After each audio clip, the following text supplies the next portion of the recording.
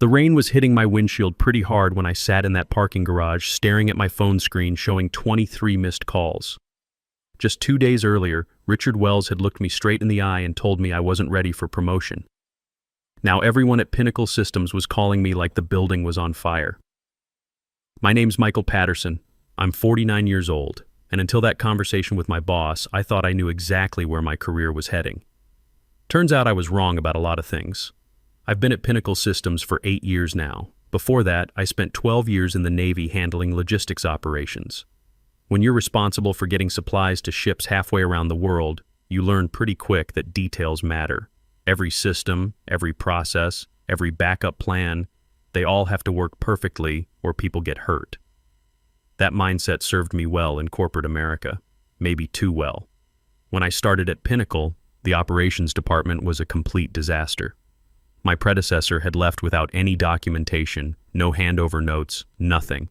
It was like walking into a house where someone had cut all the electrical wires and removed all the labels. I spent the first 6 months rebuilding everything from scratch, working until midnight most nights, coming in on weekends, mapping out every process and creating detailed guides for everything. My son Jake was only 7 then. This was about 5 years after my wife Sarah passed from cancer, and I remember him asking why Daddy was always at work. But I thought it would pay off eventually. That's what they tell you, right? Work hard, keep your head down, and you'll get recognized. For 8 years, I was the guy who made sure everything ran smoothly.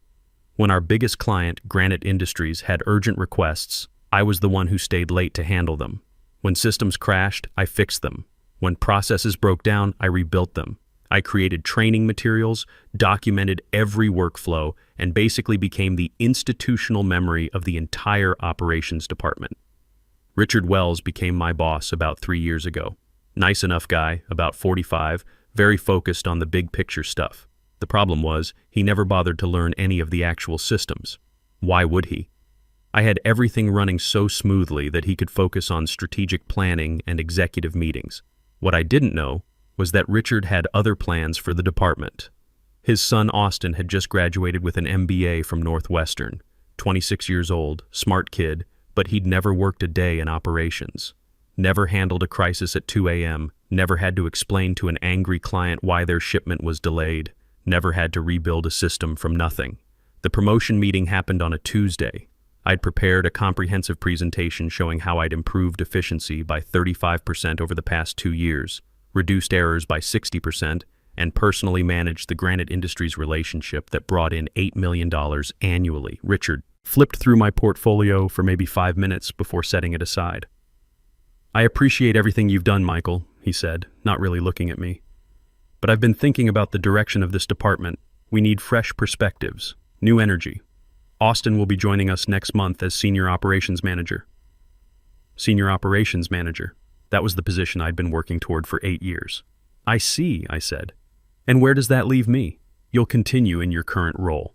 Austin will need someone experienced to help him get up to speed. Someone experienced to help him get up to speed." Translation. I'd do all the work while his son got the title and the salary bump. I kept my expression neutral, the way they taught us in the Navy. "I understand. Thank you for the feedback." "Great. I'm glad we're on the same page. Austin starts Monday, so maybe you can prepare some orientation materials over the weekend." That's when something clicked for me. I'd been working weekends for 8 years. I'd missed Jake's baseball games, school plays, parent-teacher conferences. I'd given this company everything, and they wanted me to spend my weekend preparing to train my replacement.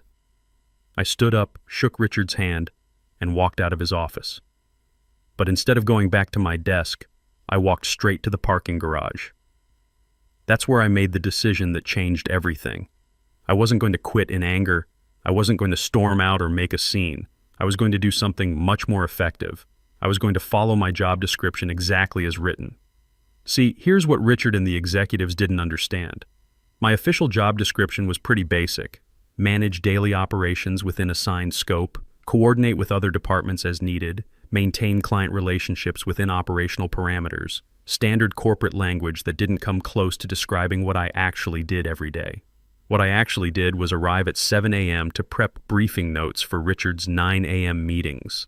I answered emails for 3 different departments because somehow I'd become the go-to guy for any operational question. I solved problems before they became crises, staying late to make sure nothing exploded overnight. But my job description said 9 to 5, so that's what I was going to do. I drove home that Tuesday evening and did something I hadn't done in years. I turned off my work phone at 5:30 p.m. Jake was shocked when I walked in the door at 6 p.m. instead of 8 or 9. "Dad, why are you home so early?" "I decided my time was more valuable than I thought," I told him. "Want to throw a baseball around before dinner?" His face lit up like Christmas morning. Wednesday morning, I arrived at exactly 9 a.m. No briefing notes for Richard, no getting ahead of the day's crises. I answered emails addressed directly to me and forwarded everything else to the appropriate departments. When my phone rang with questions about processes that weren't technically my responsibility, I politely directed callers to the relevant department heads. By lunch, people were starting to notice. Janet from accounting stopped by my desk with a confused expression.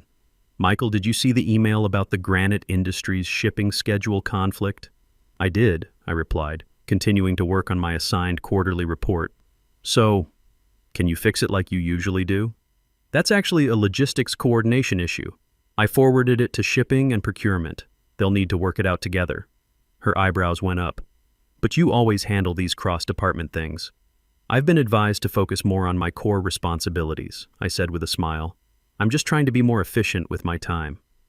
The look of confusion on Janet's face told me everything I needed to know. Nobody had ever bothered to understand what my actual job was supposed to be versus what I'd been doing all these years.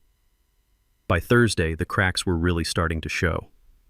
The Granite Industries issue had escalated because shipping and procurement couldn't figure out the workaround I'd normally handle in 10 minutes. 3 other clients had routine requests that were sitting in various departments because nobody knew the proper escalation procedures. I watched it all unfold with the detached interest of someone observing a science experiment. Every email that sat unanswered, every phone call that got transferred 3 times, every urgent request that nobody could handle. It was all documented in my comprehensive operations manual that apparently nobody had ever bothered to read. Peter from procurement wandered by my desk around 2 p.m. looking frazzled. "Michael, the Morrison Industries purchase order is stuck in approval hell. Can you work your magic?" "What seems to be the issue?" I asked, genuinely curious. "The system won't accept their new billing address, and nobody knows how to override it." I nodded thoughtfully. That process is covered in Section 7 of the Operations Manual. The override requires supervisor approval from both procurement and accounting. But that'll take hours of phone calls and emails back and forth. It's a security feature to prevent billing fraud. Pretty important protection for the company. Peter stared at me. "You've always just handled these things in 5 minutes. I had special authorization from previous management to expedite certain processes. But with the department restructuring coming up, I thought it best to follow standard protocols." He walked away shaking his head, probably wondering when I'd become such a stickler for rules. Thursday evening, I was home by 5:15 p.m. Jake was working on homework at the kitchen table when I walked in. "Dad, can you help me with this math problem?" For the first time in months, I actually had the mental energy to sit down and focus on his algebra instead of thinking about work emergencies. We spent an hour working through problems together, and I realized how much I'd missed these simple moments. "You know, Dad," Jake said as we finished up, "you seem different this week." "Different how?" "Less stressed, I guess. Like you're actually here when you're here." Smart kid. He'd noticed something I was just starting to understand myself. Friday morning brought the real crisis. I arrived at 9 a.m. to find chaos in full swing. Richard was pacing outside the conference room, Austin was already there looking overwhelmed, and Byron Fisher, our regional director, had apparently been called in for an emergency meeting. The receptionist flagged me down before I could reach my desk. "Michael, they need you in conference room B immediately."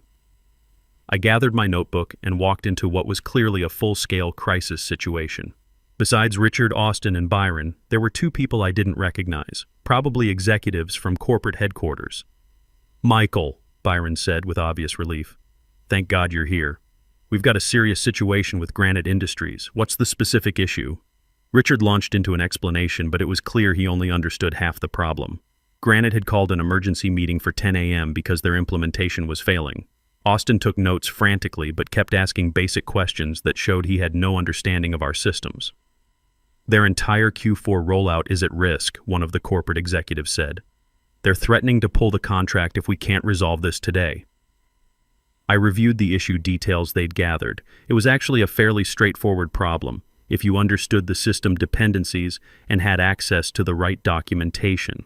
This is a known issue with their custom configuration, I said. The resolution is documented in the Implementation Guide, Section 12. It requires coordinating changes across 3 different systems in a specific sequence. Austin was frantically flipping through his copy of the manual. Which section exactly? Section 12, subsection 4.7 through 4.12. The process takes about 3 hours if you follow the step-by-step procedures. Byron leaned forward. Can you handle this immediately? I checked my watch. I have the quarterly compliance review scheduled at 11 a.m. That's due to federal regulators by end of day, so it can't be rescheduled.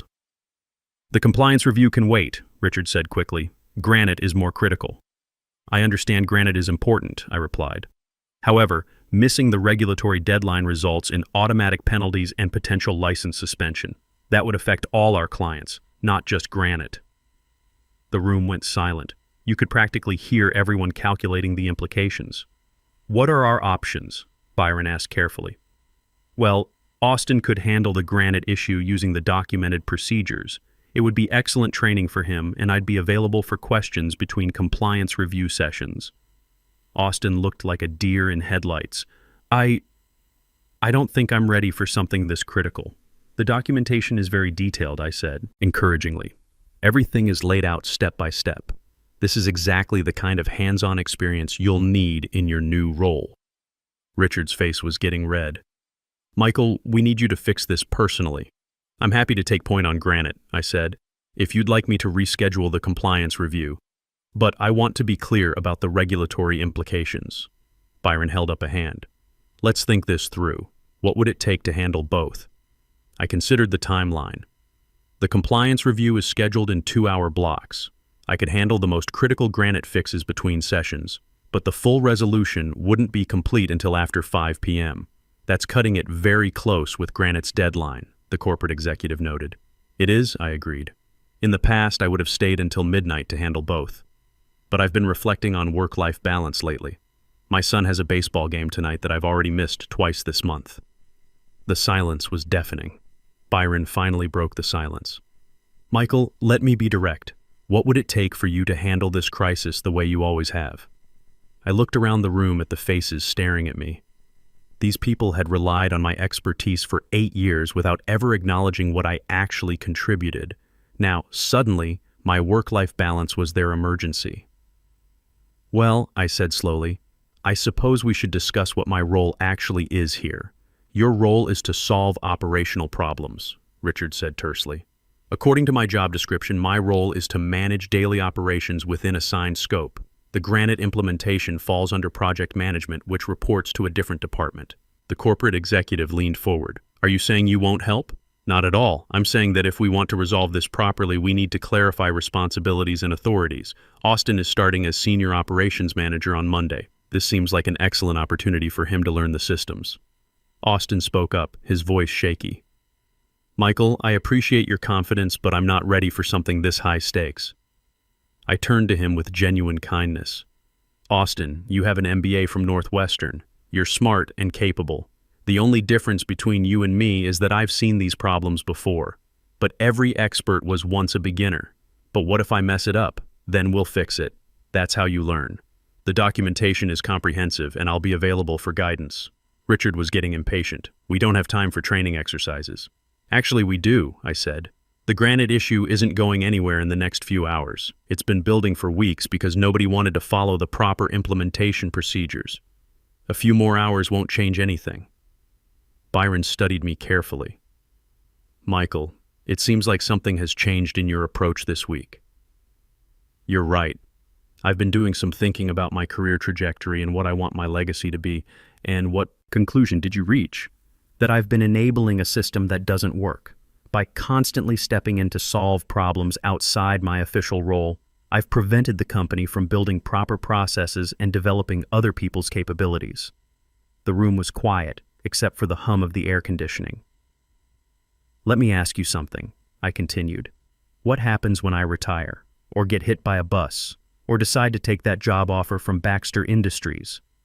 The corporate executive's eyes sharpened. What job offer? A competitor reached out last month. Director of Operations, 35% salary increase, full remote flexibility.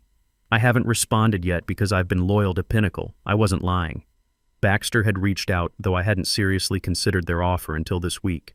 Byron and the corporate executive exchanged glances. Richard looked like he was going to be sick. Perhaps we should discuss this privately, Byron said. Austin, why don't you start reviewing the Granite documentation with Michael's guidance? Everyone else, let's step into my office. As Austin and I walked to my desk, he seemed overwhelmed.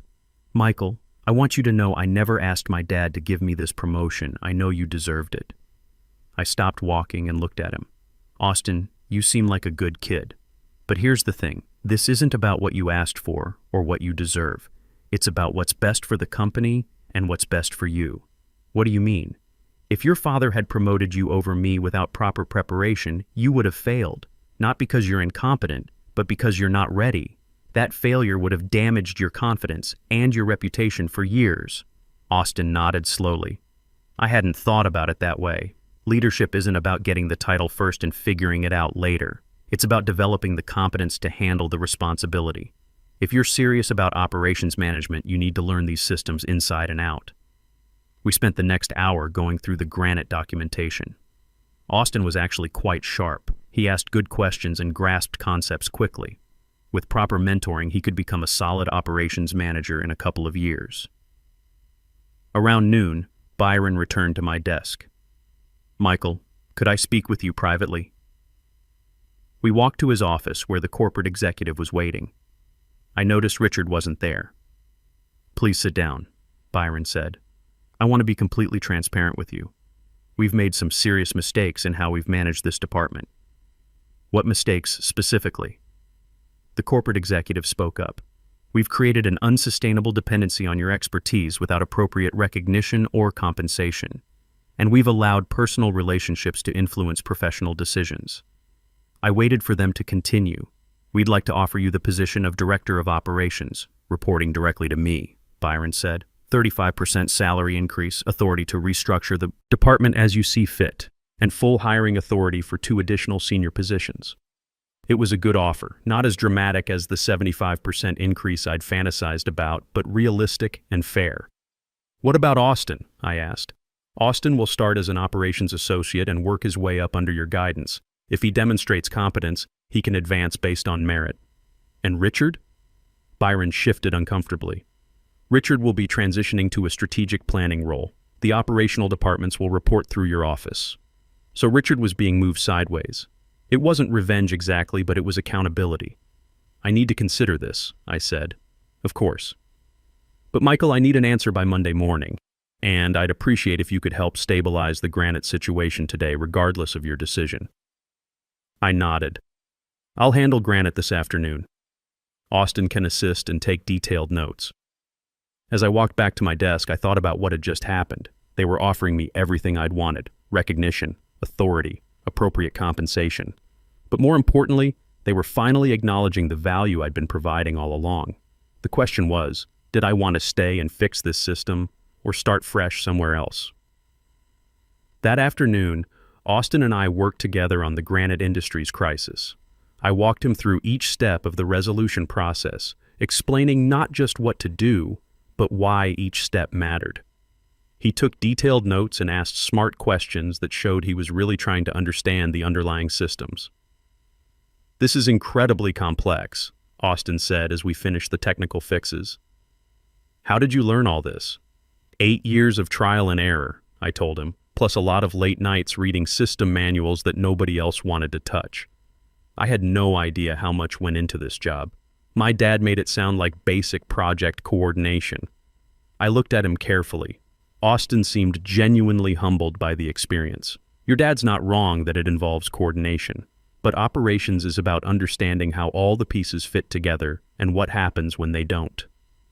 We wrapped up the granite fixes by 4:30 p.m. Their system was running smoothly again, and Austin had a comprehensive set of notes for handling similar issues in the future. As I was packing up to leave at 5 p.m., my phone buzzed with a text from Jake. "Dad, game starts at 6:30. Will you really be there?" I looked at that text for a long moment. For 8 years, the honest answer would have been probably not. Tonight, the answer was different. "Wouldn't miss it," I texted back. Jake's baseball game was everything I'd been missing. He pitched 4 strong innings, and I got to see him strike out the cleanup hitter with a curveball I'd taught him last weekend. After the game, we went for ice cream and talked about school, his friends, and his plans for summer. "Dad," he said as we sat outside the ice cream shop, "are you going to keep coming to my games?" "That's the plan, buddy. I've been working too much, and I don't want to miss any more of your seasons." "Good," he said, grinning. Because Tommy's dad never misses his games, and I was getting jealous. That hit me harder than I expected. My 12-year-old son had been watching other fathers show up while his dad was stuck in meetings about quarterly reports. Over the weekend, I thought long and hard about Byron's offer. The director position was everything I'd worked toward: recognition, authority, and the ability to build systems that would help other people advance instead of getting stuck like I had. But there was also something appealing about the fresh start that Baxter Industries represented. No history of being overlooked. No colleagues who still saw me as the behind-the-scenes problem solver rather than leadership material. On Sunday evening, I made my decision. Monday morning, I arrived at 8:30 a.m., a compromise between my old 7 a.m. routine and the strict 9 a.m. I'd been maintaining. I went straight to Byron's office. "I'm accepting your offer," I told him, "but with 2 conditions. Byron nodded.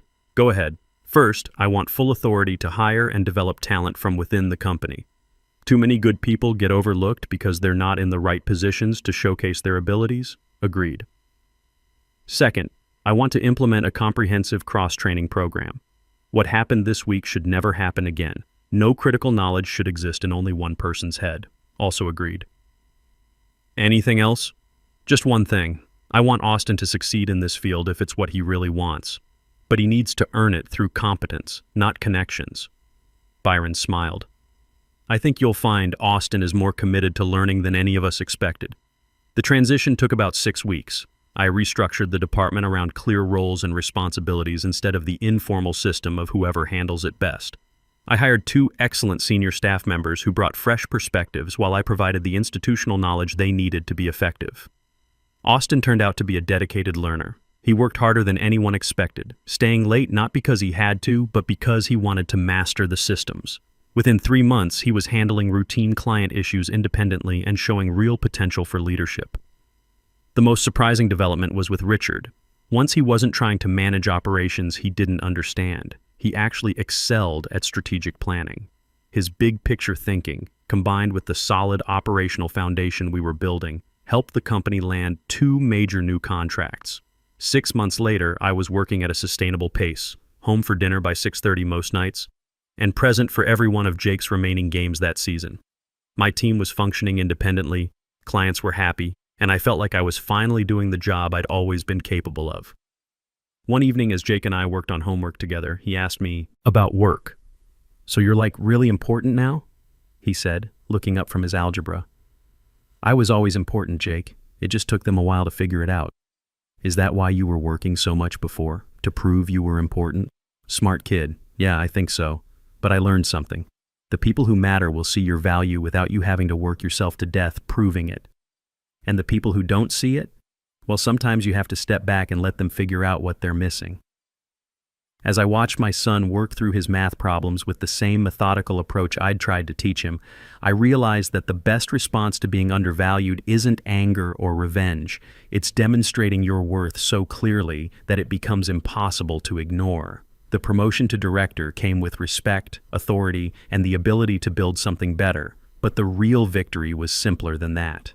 I was finally being seen for what I'd always been capable of doing, and I was home for dinner every night to help my son with his homework. If you've ever felt invisible at work despite doing excellent work, remember this: your value doesn't disappear just because others can't see it. Sometimes the most powerful thing you can do is stop making their blindness your problem and start making your worth impossible to ignore.